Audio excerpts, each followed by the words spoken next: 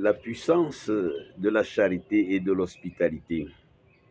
Frères et sœurs, je voudrais aujourd'hui parler brièvement de la puissance de la charité et de l'hospitalité. Nous avons écouté ce dimanche 3 belles lectures. Toute la parole de Dieu est toujours merveilleuse. Mais il y a des jours où on a l'impression que le Seigneur nous parle de notre société avec des mots poétiques, avec des figures parlantes. Et alors, nous avons écouté dans la première lecture l'épisode d'Abraham qui accueille trois inconnus. Et à travers l'accueil de ces trois inconnus, Abraham accueille Dieu personnellement. Et dans la deuxième lecture, Saint Paul parlant aux Colossiens, nous enseigne que ces choses étaient cachées depuis longtemps aux hommes. Mais aujourd'hui, cela nous est révélé. Qu'est-ce qui nous est révélé? Avant, les hommes, pour plaire à Dieu, offraient des grands sacrifices, des taureaux, des bœufs, pour plaire à Dieu. Mais aujourd'hui, Dieu nous a fait comprendre que pour lui offrir un sacrifice agréable, nous l'avons vu avec le bon Samaritain déjà, il se donne à nous à travers ces personnes que souvent nous ne connaissons pas, ces personnes sans nom, mais qui portent le visage de Dieu, qui portent le message de Dieu. Et à la fin donc, la plus belle hospitalité, comme nous le verrons avec Marie, c'est porter Jésus dans son propre cœur. Alors qu'est-ce qui se passe avec Abraham? Abraham, qui avait prié, demandé à Dieu une génération, une descendance, il voit trois personnes passer et il se dit son cœur. Et voilà, les yeux du cœur sont les yeux qui portent le regard de Dieu. Il dit ces personnes, à cette heure-ci, on dit l'heure la plus chaude, on ne peut pas les laisser passer comme ça. Il leur offre non seulement l'hospitalité, mais partage avec eux du pain, leur donne de l'eau pour se rafraîchir. Et à la fin, la beauté de ce texte, c'est qu'au départ, on nous parle de trois personnes, mais à la fin du texte, on dit, en partant, il dit, c'est une personne qui parle. Donc, vous voyez, de la Trinité à Dieu, de trois personnes à une personne, nous voyons Dieu qui avait rendu visite à Abraham sous la forme de trois inconnus qui passaient, de trois étrangers qui passaient leur chemin. Mais Abraham a su saisir la chance. Voilà, apprenons à saisir, à attraper Dieu qui passe, comme les disciples d'Emmaüs qui ont donné l'hospitalité à Jésus en le prenant pour un étranger. Abraham fait la même chose et à la fin, il dit, l'année prochaine, en revenant ici, ta femme Sarah portera un enfant dans les mains. Vous voyez comment Dieu répond à nos promesses le plus souvent à travers le service de ces inconnus, à travers le service des personnes vulnérables, des personnes sans nom, des personnes dont nous ne reverrons presque plus le visage. Et alors, dans l'évangile, nous avons encore affaire à l'hospitalité. Et c'est Jésus qui entre chez Marthe et Marie et il est accueilli.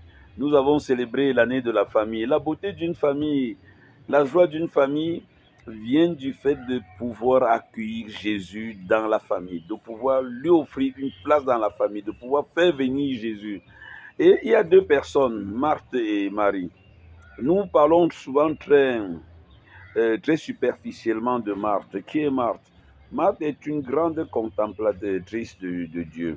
Si nous lisons le colloque entre Marthe et Jésus dans l'évangile de Jean, quand Marthe dit « Si tu avais été là, mon frère ne serait pas mort ».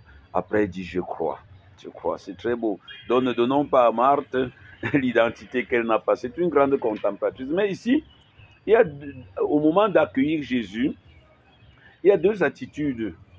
Marthe veut que Marie fasse comme elle. Dans la préparation, c'est une très belle chose. Quand Marthe, en accueillant Jésus, se met à préparer un café, une tasse d'eau, ainsi de suite, c'est très bien. Mais Marthe veut que Marie fasse comme elle. Et Jésus lui dit non. Il y a une autre contemplation, il y a une autre manière plus profonde, plus belle, plus forte, plus puissante. Accueillir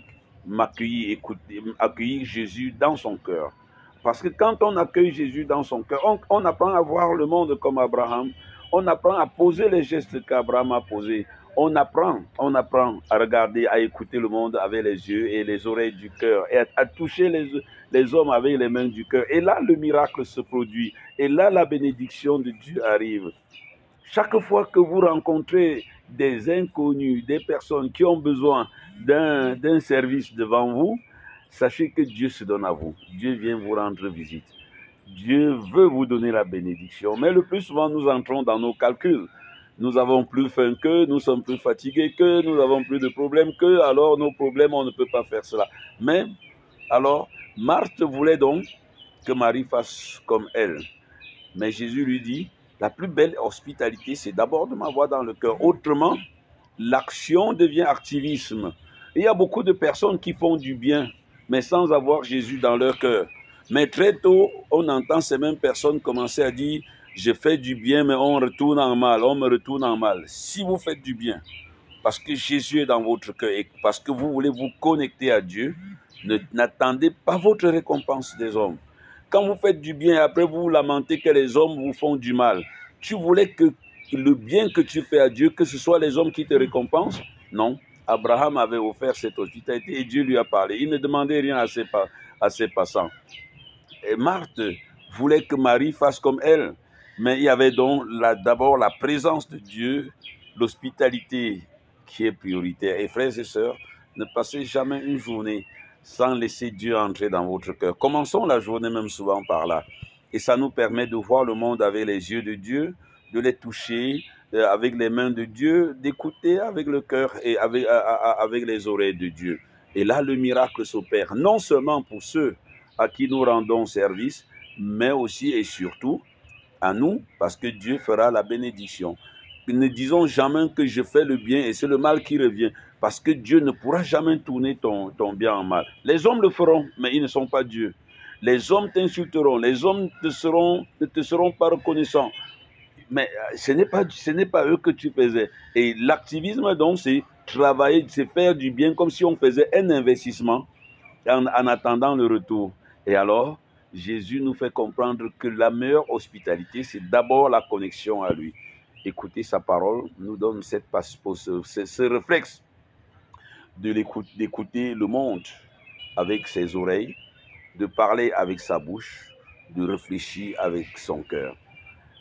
Que le Seigneur nous donne de découvrir la puissance de l'hospitalité et de la charité. Le bien que nous faisons, ce n'est pas un investissement pour lequel nous attendons un retour. Et Dieu ne pourra jamais cesser de nous bénir si nous le faisons, l'ayant pris dans notre propre cœur. Loué soit Jésus-Christ.